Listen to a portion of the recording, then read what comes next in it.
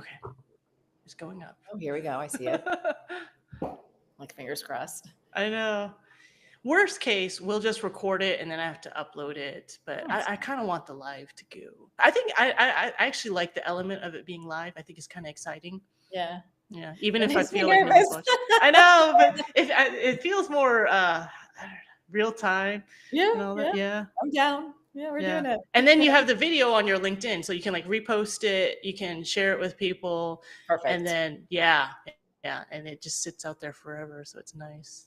I wish there was a better way to, well, you can load a video to, yeah. I just don't think people watch a 30-minute long video on I LinkedIn. probably not through LinkedIn. I feel like it's Yeah. like quick. It's like any social media. They just need to scroll. Yeah.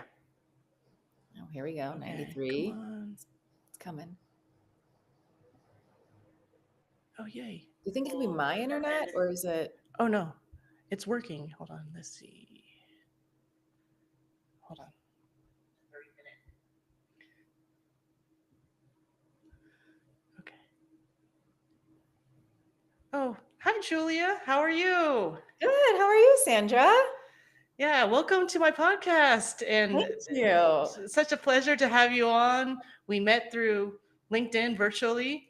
Yep. I don't know, maybe a year ago or so. It's been a year ago. I think it was a year ago. I don't even know how we got like connected. I think it was probably through the feed through like another money coach. And then like I like however the feed worked, however it worked. Yeah. And thank you for having me. Yeah. It's so honored to be on your podcast.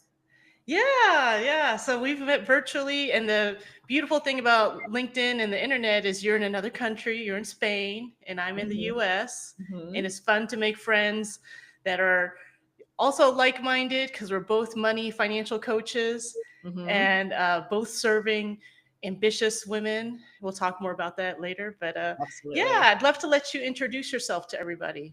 Thank you.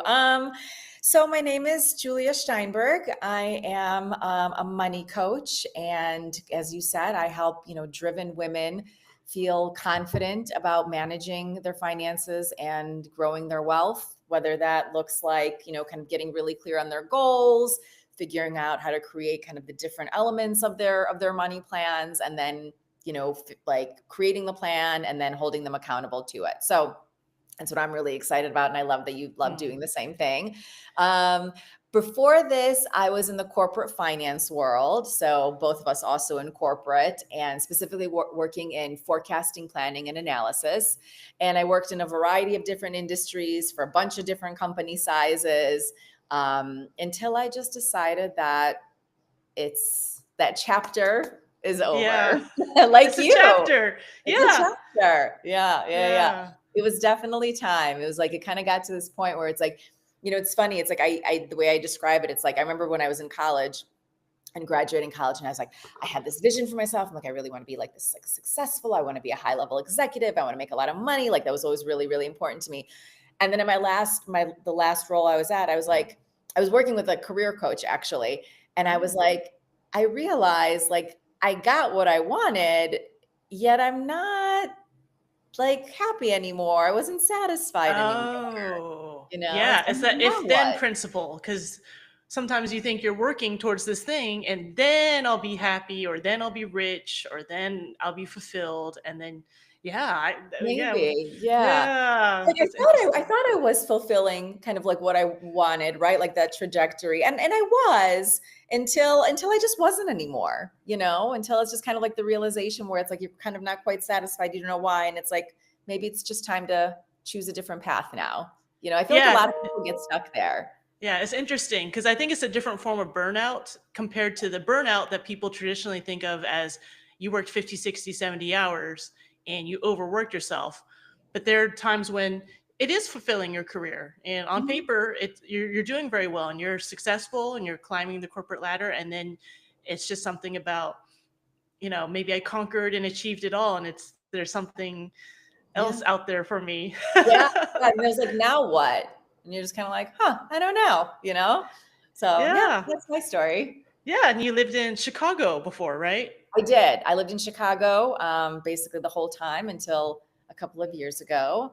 And I mean, I can go into that story, but I'm going to follow whatever kind of, Oh, no, no. Yeah, let's talk a little bit about that journey, about how you moved from being a corporate finance person, working a W-2 type of job in the US, and now you're self-employed money coach in Spain.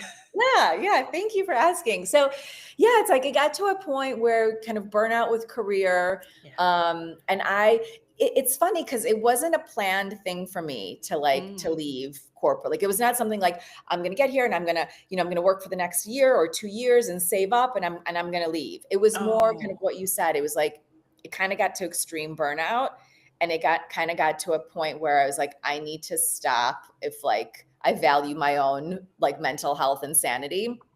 It was a very hard decision, and I didn't have another job lined up. Not for lack of trying. I definitely okay. tried, but like nothing was really speaking to me. It just kind of wasn't working. And at the same time, I'm like, I keep grinding. And then I was like, I need to stop. Like I need to stop. It was Really? so scary. Um, like I've never been in a position like that before where you just kind of like leap without another job. It was my identity for like Yeah, I bet. so many years. Yeah. Oh, And it was just very, very scary. But I did it. I did it. And like the story that I tell a lot is like I was like really nervous about everything about it except for the money piece of it, because like we have developed such good habits, me and my husband, yeah. that I left my job and 40% of our take home pay was just vanished. But we were set up in such a way that we really only lived on one salary. We even saved from that one salary. So really Hmm. not a lot of stuff in day-to-day life changed, which is like what I try to kind of like tell others. Like you can create a system for yourself, kind of like what you did, right? Yeah. Like set yourself up so that things don't have to change. So long story short, I left. It took me some time to just kind of like center and figure out what I Hmm. want to do. And then kind of through conversations with friends and people, I realized that I discovered this money coach thing. I was like, I didn't even know what it was at first. And then as I started like learning more about it, I felt like it was just something that was like so natural to me. Like I felt like it was something that I was like born to do. Like I love talking about Mm. money. I love getting creative about money. I love helping people see what they can do with money, like how life can change for them and create options. And so that's just what I decided to do. Hmm. Yeah. Was some of that fear in transitioning over based on the loss of ego a little bit of your position and this career you built up, and pretty sure fantastic salary and all that, and Yeah, big time. Loss of ego, loss of like, well, and this is big too. Like, if I'm not making money, what am I contributing to the household? What oh am I yeah. contributing to, I just, that's, that self-worth was so tied up with income. Despite the fact that like I was the one that, and my husband will say this, support like very supportively. Like I was the one that created our financial structure to allow us to do this, right? Like I still Yes. felt like if I didn't make money, that I didn't have kind of some That's self worth. interesting. If you ever listen to Ramit Sethi's podcast with the couples, that Hmm. comes up a lot, that topic, contribution. Yeah, Yeah, yeah, like what am I contributing if I'm yeah, not bringing in money to the household? yeah. And then you think about, is that your only worth in a relationship, right? And yeah, you kind of touched on something interesting, the career coach. I'm curious, what was your experience working with a career coach? How do you think it helped or benefited? I'm a huge proponent of working with a career coach. I have referred her to like so many people because she's just so brilliant and so wonderful and helped me. Um, I decided to go with her because I was at this place at the end of like, kind of that last job, and I was like, I don't know what I want to do with myself. Like I didn't really want to go back into finance. I don't know what I like. I don't know what skill set I have, even though I've Mm, been doing it for almost 20 years, right? Like it just like it was a very confusing part that I just didn't know how to navigate and what even questions to ask myself to think about. what to do, right? So it's like, if anybody's on the fence about that, like I highly recommend working with a career coach to just kind of help you get clarity, help you map out what your values are, help you map out what work can look like for you, right? Because it's like, I feel like we get so stuck in our head because like we've all been in corporate, or a lot of us have been in corporate. It's like it's 8 to 5 or it's 9 to 5, and like that's it, Mm-hmm. right? But like it doesn't have to be, and you don't really realize that. Yeah, yeah. No, that's really good that you had a good experience with coaching. And like you said, sometimes it's not even that you can't ask yourself the questions, you don't know what questions to ask yourself. And I wish people would see more value in that. I see a lot of people lost, and I think you're in your 40s. I don't know how old Mm-hmm. you are. Yeah, I'm in Mm-hmm. my 40s. I think it's this decade where people realize that they've done something for quite a while. And some people question, like, did I even like that? Did I pick that? Like, Yeah. what else am I good at? Do I Yeah. have any other skills? And then people have this dilemma of, am I too old to switch to change Mm. to anything? What are people going to say or think? It's different compared to someone maybe in their 20s or 30s shifting careers, because they haven't invested as much in a career, right? And it's probably not, well, it could be their identity or not. But once you're in like 15, 20 plus years, it kind of looks crazy to leave anything where you're probably rather successful if you've been Mm-hmm. in a certain career field that long and making a good income. And then why take, a step back in income or title or work for yourself at all? But yeah, let's talk about the shift from being an employee to being now self-employed. And it's Yes. just totally different. It's hard to explain to people that don't go through it. And you're fully on the other side of being just self-employed. So love to Yes. hear more about it. Yeah. Yeah, it's I was just talking to somebody. I was just talking to an old colleague of mine actually, and she's just like, "How is it?" I'm like, "It is the wildest journey of self-discovery Yes. that I think you will ever go through." Nobody tells you that as you're like, right? Nobody's like, "Oh, girl, hold on, because you are going to find all kinds of blocks. You are going to find all kinds of issues with your identity. You are going to find all kinds of things coming up for you." Yes. Um, and I think, I'm really grateful for it, because I think it has shown me a lot of like my own blockers that, a mindset for a W-2 job is completely different than the mindset of an entrepreneur, right? In Yeah. terms of kind of like, and it even there's a lot of like money stuff that comes up, and money blockages and all these kinds of things that kind of come up, whether you're making good money with a W-2 or you're making good money as an entrepreneur. So it's wild how much you need to learn. It's wild how much you realize that you don't know. Yeah. It's wild that you have to figure out your own path, which I don't think you really have to do in corporate world. Going from W-2, it's almost kind of laid out, other than like, what function of the organization do I want to be in, Yeah. right? And with the entrepreneurial, it's like, well, I know I need to learn how to market and sell, right? But where am I going to learn that? Like, do I get a course? Do I do a mastermind? Do I go with a coach? Yeah. And you don't know. You There's so kind much of, information out there. There's so much. And the other thing, when you're talking about how you don't know what you're getting into, is because I feel a lot of social media tells you mostly the good stories.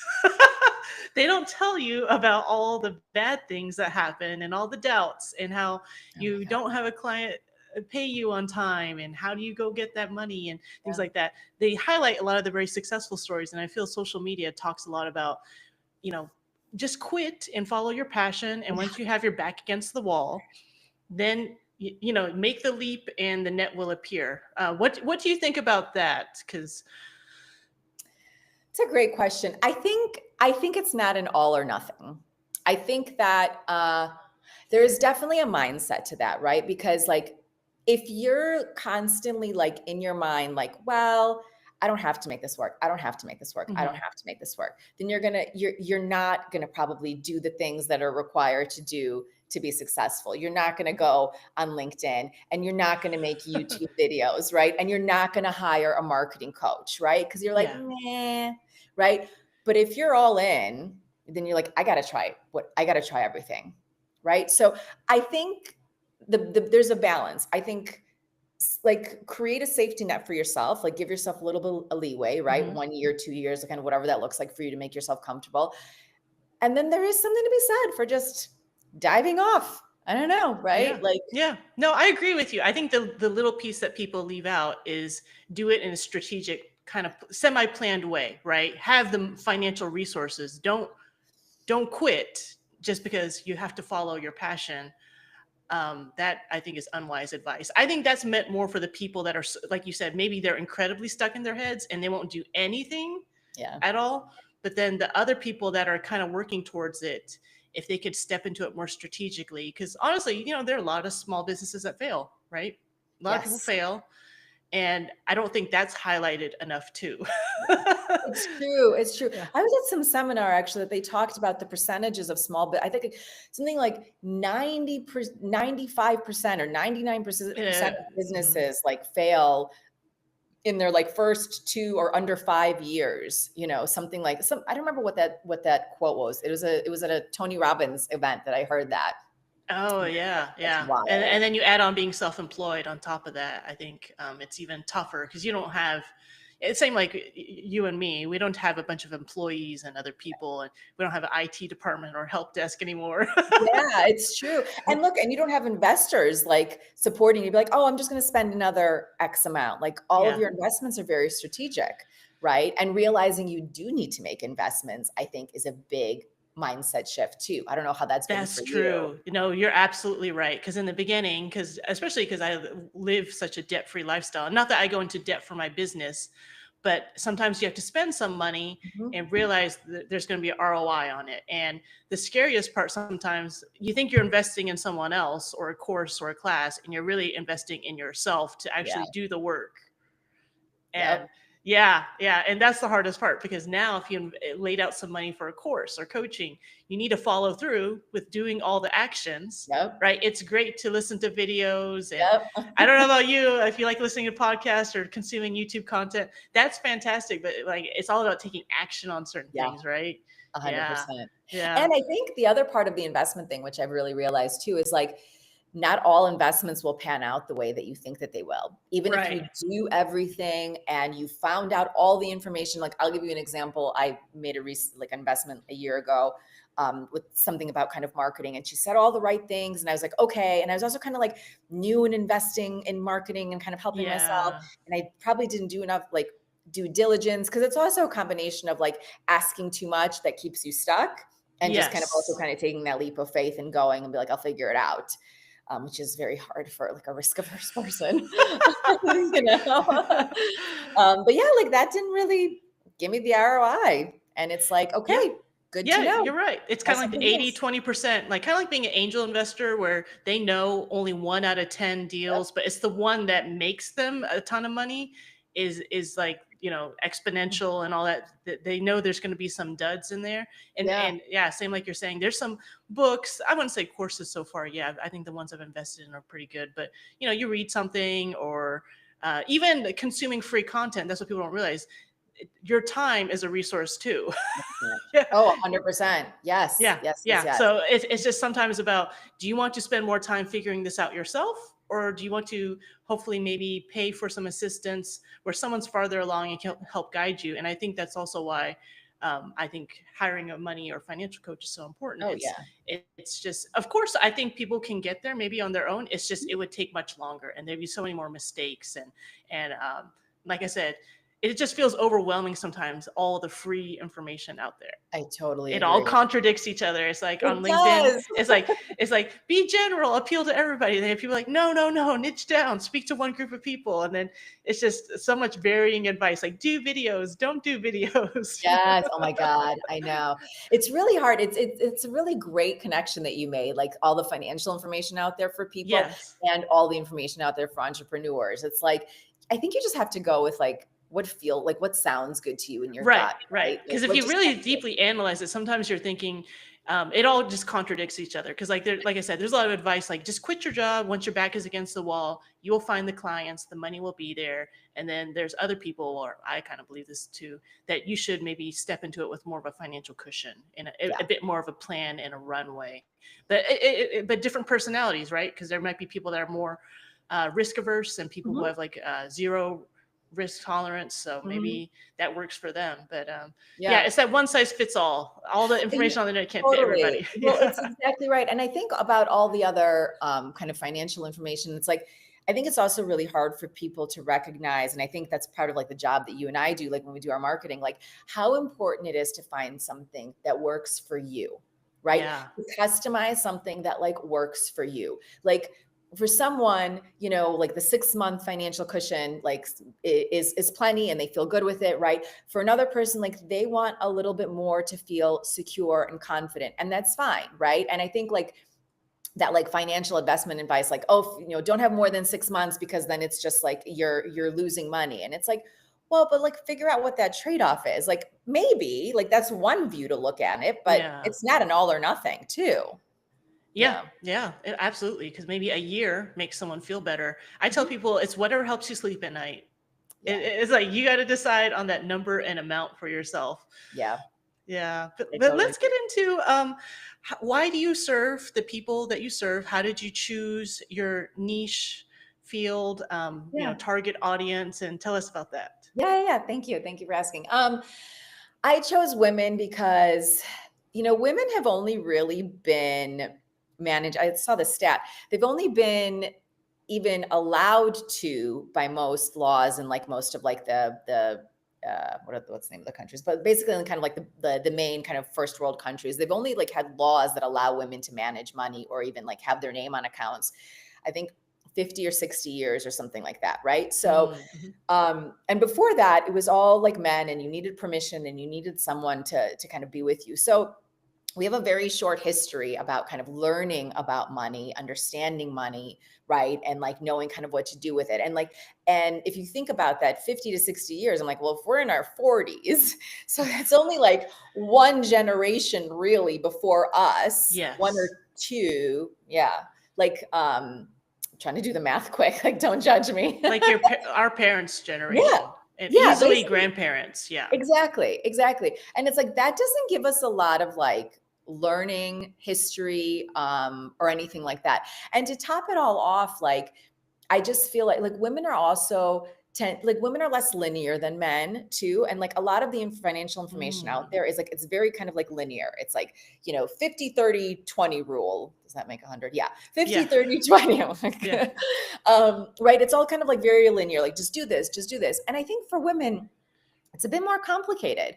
We have different needs, we have different emotions. Not to say that men don't have emotions that, like, drive their behaviors either, but I think it's a bit more complicated for women. I think that we have, unfortunately, sometimes more issues with, like, self-value and, like, believing in ourselves and, like, all that kind of stuff, just from, like, the history, of, like, women's rights and all of that. So for me, it was just really important to show women that they are absolutely able to, create a plan for themselves that work and Hmm. actually fulfill it. And for me, like, money equals freedom and options. And I think there is nothing more important for women than to have freedom and options, right? Like, how many times do you hear about, like, women being stuck in relationships because they don't know how to manage their own finances? They're scared of it. They don't know how to look at it, right? And, like, it overwhelms them. So for me, like, that's always been the biggest driver. And I can't say there's been a specific, like, moment or a reason, like, that kind of prompted me for that. I've always just been a huge proponent in, like, women really Hmm. understanding the value that they bring to the world, to themselves, to the family. And I think money is just a very natural path to kind of dive into that and kind of, like, start, kind of growing their confidence. Because once you grow your confidence in money, that starts showing itself in other areas of life. And once you Oh, it truly understand, like, your does. patterns with money, you see those same patterns in other areas of life. So money is just kind of like a more tactical way to kind of approach the whole self-worth, confidence kind of piece for me. Yeah, yeah. No, I totally agree. I feel like once I started getting my money together, it improved relationships, career, everything. And then it's a non-factor now in a lot of Mhm. situations, right? I'm not going to evaluate jobs based on salary. Yeah. I'm not going to, like you said, feel stuck in a job, relationship, any type of situation. Emergencies are a lot less stressful and Yeah. all that. Yeah. Yeah. It's very empowering. Like, you really can feel Yeah. like you can handle anything that kind of comes your way. Yeah, you're right. Yeah. And it's a tool, it's a resource. It's Yeah. not like I have to worship it and think about it all the time, but it's there for me and it's helping me instead of me being stressed out about it or being controlled by my financial situation. But yeah, I just thought about this. So, how did you start getting into finances? I mean, I don't know if it was through your corporate career or tell us about your personal finance journey Yeah. yourself. Yeah, happy to. So we came over, me and my family came over from old Soviet Union as like Jewish immigrants. So living, and I think a lot of immigrants will kind of like understand this. There's an immigrant mentality where it's like you're working, you're saving, you're working, you're saving. Like saving is a natural kind of part of immigrant life. Yeah. But what I do think that was different about my background is like we always at home, like we're just very open and comfortable talking about money. Nothing was ever a secret. Nothing was ever a big deal. It was always very open. Like I remember getting like birthday gifts from like my grandparents, and my mom would just be like, okay, like I remember there was one particular time when I was like, look, I think I was like 9 or like 12 or something. And my grandma gave me a birthday gift. And my mom was like, all right, so you can spend it on, I wanted like a pair of Nikes. She's like, you can spend it and then, only have like, $10 left over, whatever it was. So she's like, or you can save it and then like buy something kind of like larger later, Mm. like giving me that. And I was like, well, no, I'm going to save that. Like, it was just so intuitive for me. And that just kind of how it happened. I started working at 15. I started saving, like my parents like saved all my paychecks. I worked through college. I didn't have any college debt. Like we figured out a way to pay for it. So that was my money journey. I was always like a big saver. But like through my work, my own money journey has started shifting a little bit too. Cause like when you're in saver, you could also be a little bit in scarcity mode, Yeah, and you not know? as much of an investor because I remember us having discussions a while ago where you were trying to learn more about investing and all Mhm. that. Yes, Yeah. yes, yes, yes. Yeah. So it's an interesting because like people are like, well, I'm a saver. I don't spend money. But are you investing? Like, are you growing it? Are you investing in yourself? Right. A lot of savers will not invest in themselves. They're afraid to That's invest in true. That's themselves. so true. It's kind of interesting. Sometimes I think about how people don't want to invest in courses or things to Mhm. improve themselves, but they'll gladly spend on vacations that are really like, of course they're creating memories, but it's a bit Yeah. consumable, right? Yeah. That Yeah. that memory goes away. The vacation, the second you get back from vacation, you almost forgot you're on Yeah. vacation. Yeah. Or they'll So yeah. spend like I actually just had this conversation with a friend of mine. And she's just like, oh, but I have to like I want to like do my lawn, and that's a hefty investment in my house. And we want to update the HVAC system. And she's like, I really want to work with you. I'm just like not sure. I'm like, you are not less important than your lawn or your HVAC system. And I think Ooh. especially as like women and as savers, we just that's It's the just nurturing spirit yeah, also to take yeah, care of others and to have a nice home absolutely. and all that. And of course, moms, that's a whole different story. But yeah, yeah, I think that happens a lot with Yeah. people and they feel like they can't invest in themselves. Oh, interesting, They don't interesting. prioritize that as high as like investments in their house or vacation or family stuff. And I think that's like one of the things that I want to start kind of like, kind of helping women through. Like that's a big part of that whole kind of concept of self-worth and confidence. Like I am more important than investing in my lawn. Like really, like nobody wants to say that, but like you are more important than that, right? Because then what you give into the world Yeah. is so much more important. Oh, and then I just thought about this. Ironically, I did just invest in lawn service. But It's anyways, okay. It's okay. but some of it was getting really bad. There's a lot, a lot, a Yeah, lot of yeah, weeds, girl, you and do I thought my time was you. more valuable. But anyways, I was gonna make a point. Sometimes a lot of that stuff that people invest in is more to help them protect their self-image, right? They're like, what would the neighbors think if I have a terrible lawn? And I did Yeah. it more because I wanted to save my time. I didn't really, I don't I wouldn't say I don't care how the lawn looks, but it was just getting ridiculously overrun by weeds. So Yeah, like, and yeah, I don't want to be out there with the fertilizer and the weed and feed. And I'm like, I could pay a service. They will come every 6 to 8 weeks. It should start looking better soon, yeah. hopefully. Right, right, and it's done, and that's Yeah. but that's the same thing, right? Like, you are investing in yourself, you're investing in your time. Yeah. Like, that Yeah. is very Absolutely. precious. Yeah. But I think about all the people who make sometimes maybe, and I don't say vanity purchases, but it's like, what would people think if I didn't do this? Like, what would think if I didn't do my nails, right? But if you truly enjoy having your nails looking good, then that's a different story, right? Yes, yes. Yeah. I love that. Like, and that's the thing, right? Getting to the true intention of like why you're doing what you're doing. Like, a lot Yes. of people always talk about like spending frivolously on like, I'm just going to use an example of something that I love, like expensive shoes or handbags. Be like, oh, like, and it's not for everybody, but like, I am not ashamed to say that I love a good, beautiful, expensive handbag. Is it over everything else? No, but like it's important to me, not because like I care about that other people see me wearing it. Like I don't care. Like I take so much pleasure from seeing it in my closet with my Oh, clothes on me. yeah. Like it truly gives me Yeah, pleasure. me too. Me Yeah. too. I'm the same way. And I think I always tell people to ask this question to themselves: would I care if anyone saw this thing that I purchased? Oh, that's a good one. Yeah, and that's a good test. Is it like, is it truly Ooh, for I'm gonna write that you? Yeah, down. Mhm. or is it for other people? Because I struggle with that too. Because on one side, when you start getting your money stuff together, you can kind of skew to being more frugal, and I think you probably Mhm. do that too, being a Mhm. super saver, and I'm sure immigrant parents, they're like, Mhm. you're going to make the most of what you have.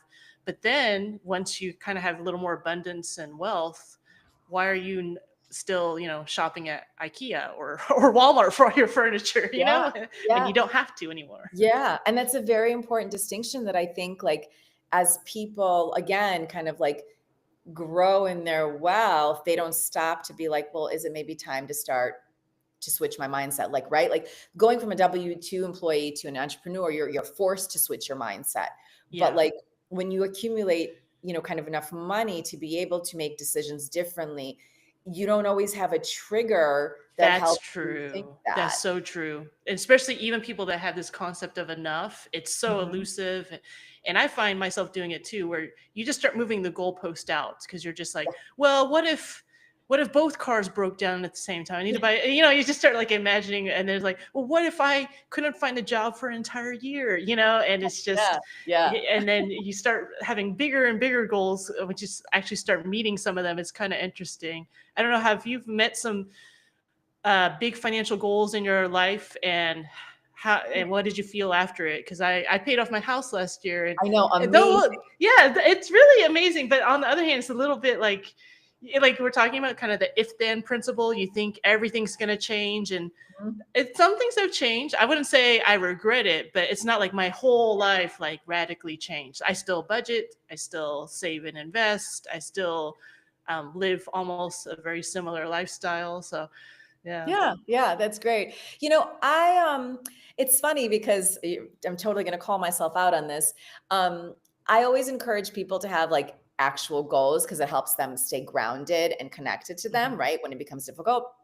For me, I've never actually had a monetary goal that I'm working towards. For me, it was, Really? yeah, yeah. I know. I've always just been like, I'll put it away. If I need it, I'll use it. If I don't, but I was always very intentional about having the cushion. I don't spend everything that I make. So Okay. I personally don't practice what I preach only because I don't need to have that. Like, I don't need that to save. Like, I will save regardless, right? And I will Okay. invest regardless.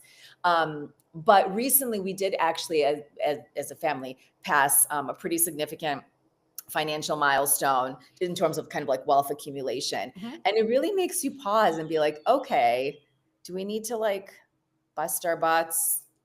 Like we've got Yeah. retirement covered.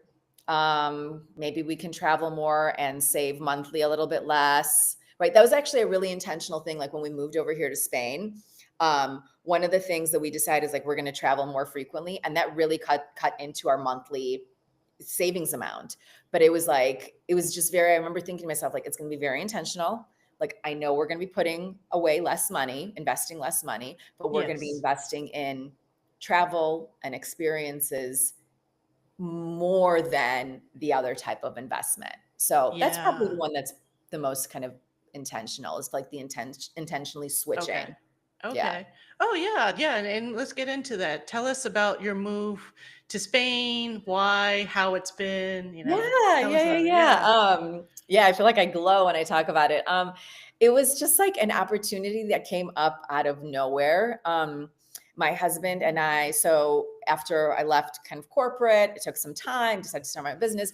We decided, and we had some personal stuff that we went through that I'm not going to get on this podcast, but like it was some challenges that we went through. And I remember one day my husband comes to me and I was kind of like sitting depressed watching TV. He's like, you know what? He's like, let's go to Paris for 3 months. He's like, I'll work remotely. He's like, we've always wanted to do this. Let's just go. And I was like, he's like, you don't have like a job tying. And I was like, okay, yeah. So long story short, we were in Paris and then we took a flight up to London to see one of his like ex-colleagues. Okay. And his colleague, so somebody that he used to work with at a previous company, and they started kind of, BSing like, oh, how do you like it? And my husband's like, yeah, it's fine. I had recently knew his job.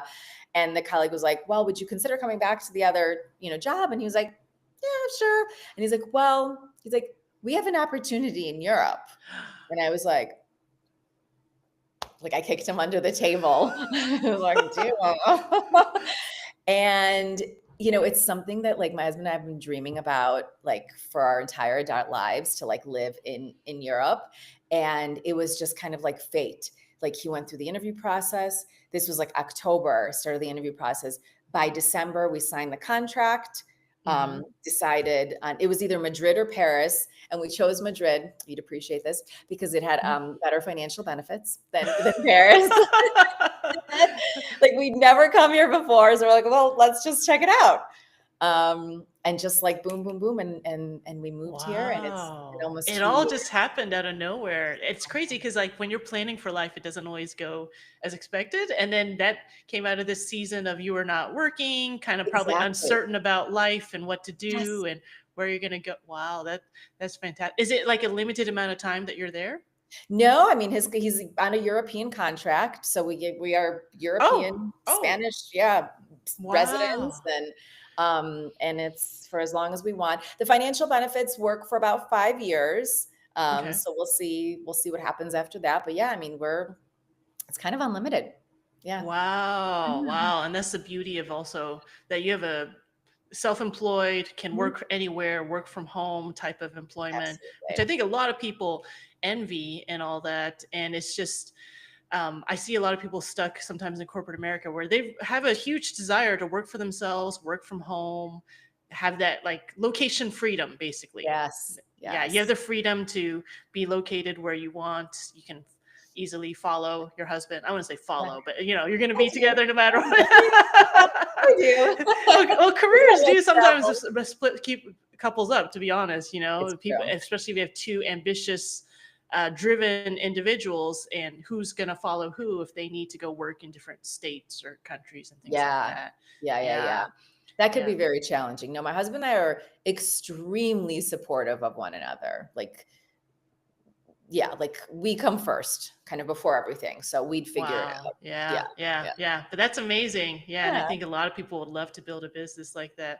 But yeah, what do you think's coming in the future for your business? If you want to share anything about maybe, Yeah, yeah. yeah. Well, it's funny that you ask. So I saw that you're a fan of Cody Sanchez as well. Yeah. Uh-huh. So we are looking to buy a business. We want to go that route. We joined her community, the contrarian community. Oh, I want to Yeah, because join I'm so like, bad. you should. Like, if that's something that you're thinking about, like, people are so supportive. There's so many great resources. I'm Okay. actually going to a seminar in Austin in a couple of weeks for that. And like that's next on the horizon. Like I'm going to keep doing my business. Like I love what I do and the impact that I have, and just seeing these women's lives changed is incredible. And we both want to get to like next level of financial freedom, which is just not rely on anybody else for our income, for our cash flow. Oh, would you rent it together, you and your Yeah, husband? yeah, Wow, yeah, wow. yeah. That's bold taking the moves because a lot of people like to consume her content. She has really good content, but then it's taking action on it and doing something about it. So yeah, I'm thinking about that too, about Hmm. buying an established business. I think that would be, I think it's something people overlook because, like she talks about, it's not the sexiest option. Right. Everyone wants to start a business from scratch, but what's wrong with buying a business that's already cash flowing, that's been established? Absolutely.